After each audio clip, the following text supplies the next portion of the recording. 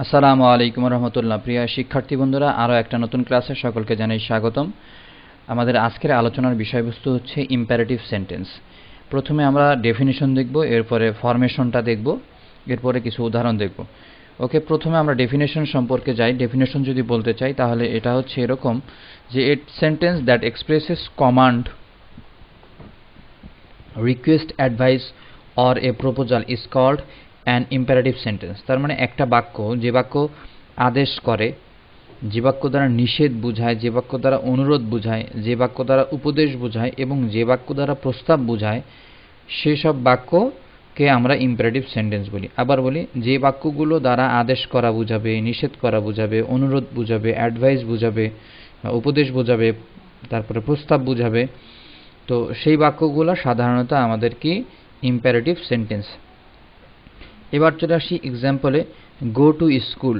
Go to school এটা হচ্ছে আদেশ করা হয়েছে, আদেশ করা হয়েছে স্কুলে যাও, এটা আদেশ, এই জন্য কমান্ড ব্যবহার করা হয়েছে। এর পরবর্তীতে do not run in the সান, এখানে অ্যাডভাইস। অ্যাডভাইস বলতে কি করা হয়েছে, যে বলা হয়েছে রৌদ্রে দৌড়ায়ও না, রৌদ্রে দৌড়াদৌড়ি করো না, এই জন্য এখানে অ্যাডভাইস, উপদেশ করা হয়েছে। তো এর পরবর্তীতে please give me a glass of water, এখানে রিকোয়েস্ট করা হয়েছে। প্লিজ শব্দটা দ্বারা সাধারণত আমরা রিকোয়েস্ট বুঝে থাকি, অনুরোধ করা বা রিকোয়েস্ট, তাই তো? তাহলে প্লিজ দ্বারা কি বোঝানো হয়? রিকোয়েস্ট। এই বাক্যটা এখানে রিকোয়েস্ট বা অনুরোধ করা হয়েছে। এর পরবর্তীতে formation of imperative sentence. Imperative সেন্টেন্সের ফরমেশনটা কি? ফরমেশনটা হচ্ছে এরকম যে ভার্ব প্লাস এক্সটেনশন হবে, মানে বাক্যটা শুরু হবে ভার্ব দিয়ে, সাথে হচ্ছে এক্সটেনশন থাকবে। উদাহরণ যদি দেখো, যে এটা কিন্তু আদেশের ক্ষেত্রে, কমান্ডের ক্ষেত্রে, ঠিক আছে? আদেশ করলে এরকম বাক্যটা হয় যে প্রথমে ভার্ব থাকে, তারপরে এক্সটেনশন থাকে। গো হোম, বাড়ি যাও।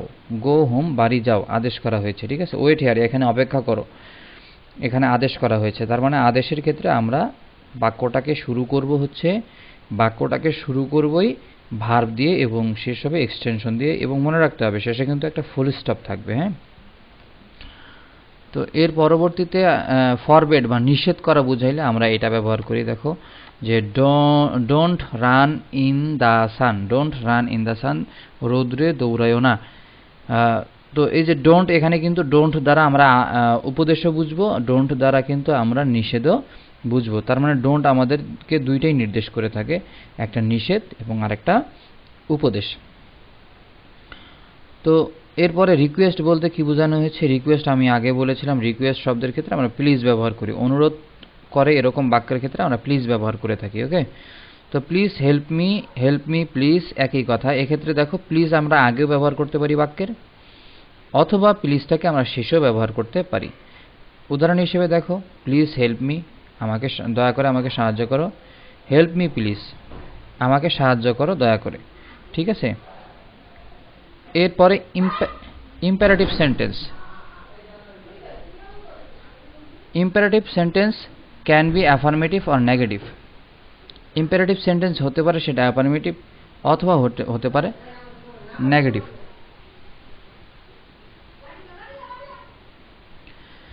তো দেখো, ইম্পারেটিভ সেন্টেন্সের প্রথম উদাহরণটা হচ্ছে ওপেন দ্য ডোর, দরজাটি খোলো, এটা কিন্তু অ্যাফার্মেটিভ, হ্যাঁ বোধক বাক্য। আর নেগেটিভ কি? Do not open the door, দরজাটি খুলো না, দরজাটি খুলো না। তাহলে এখানে হ্যাঁ বোধক বাক্য, এই জন্য অ্যাফার্মেটিভ, এখানে না বোধক বাক্য, এই জন্য নেগেটিভ। দুই ক্ষেত্রে দেখো বাক্যটা শুরু হয়েছে ভার্ব দিয়ে, বাক্যটা শুরু হয়েছে কি দিয়ে? ভার্ব দিয়ে। তাহলে আমরা বুঝলাম ভার্ব দিয়ে শুরু হলে সেটা imperative sentence. Second person you remain always hidden, second person you remain always hidden. তার মানে হচ্ছে এই বাক্যটাতে, ইম্পারেটিভ সেন্টেন্সে ইউ সবসময় কি থাকবে?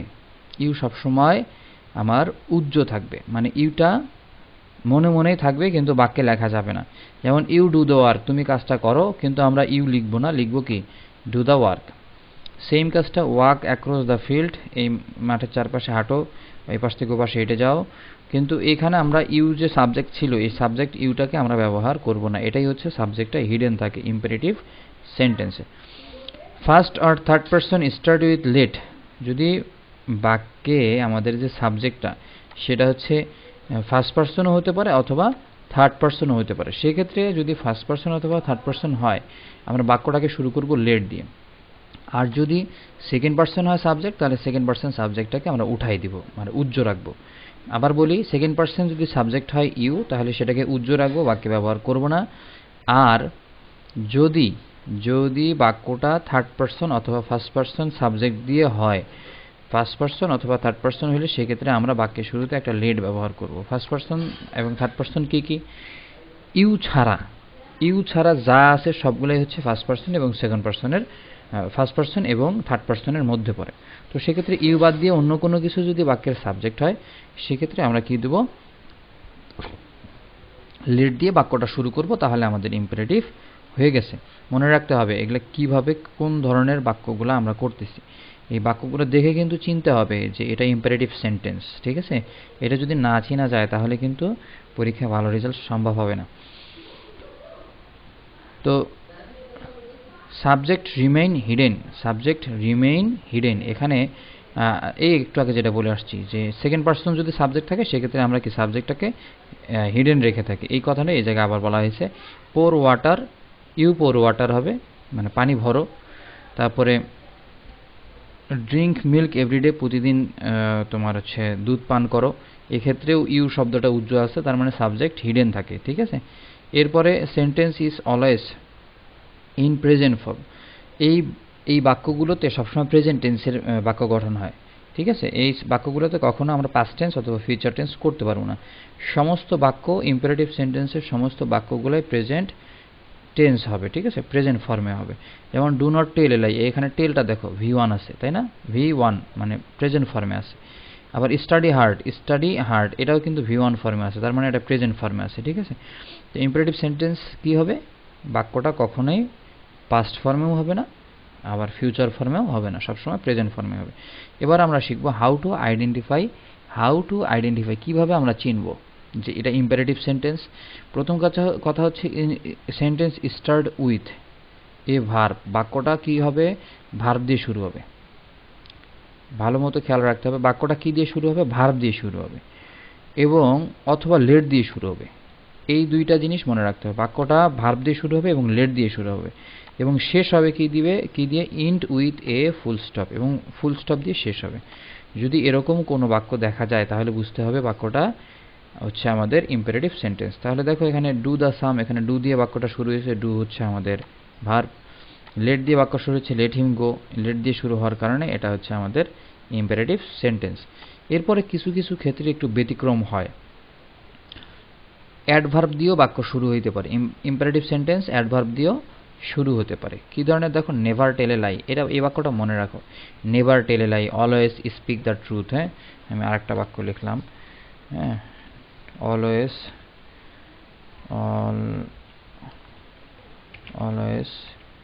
স্পিক দ্য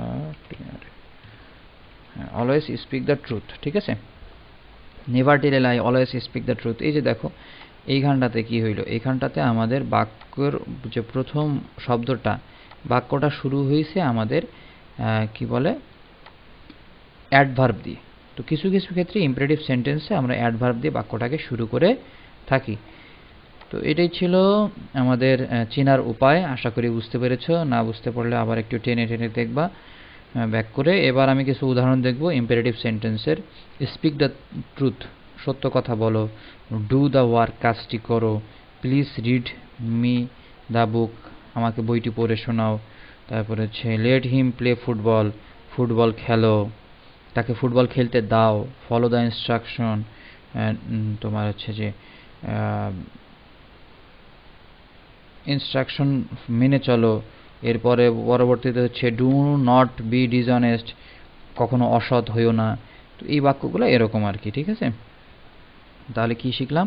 যে ইম্পারেটিভ সেন্টেন্স একটা ভার্ব অথবা লেট দিয়ে শুরু হবে এবং ফুল স্টপ দিয়ে শেষ হবে, অথবা এক্ষেত্রে অ্যাডভার্ব দিয়েও বাক্যটা শুরু হতে পারে। সেক্ষেত্রে অ্যাডভার্বগুলো কী কী হইতে পারে? নেভার, অলওয়েজ, এরকম, ঠিক আছে?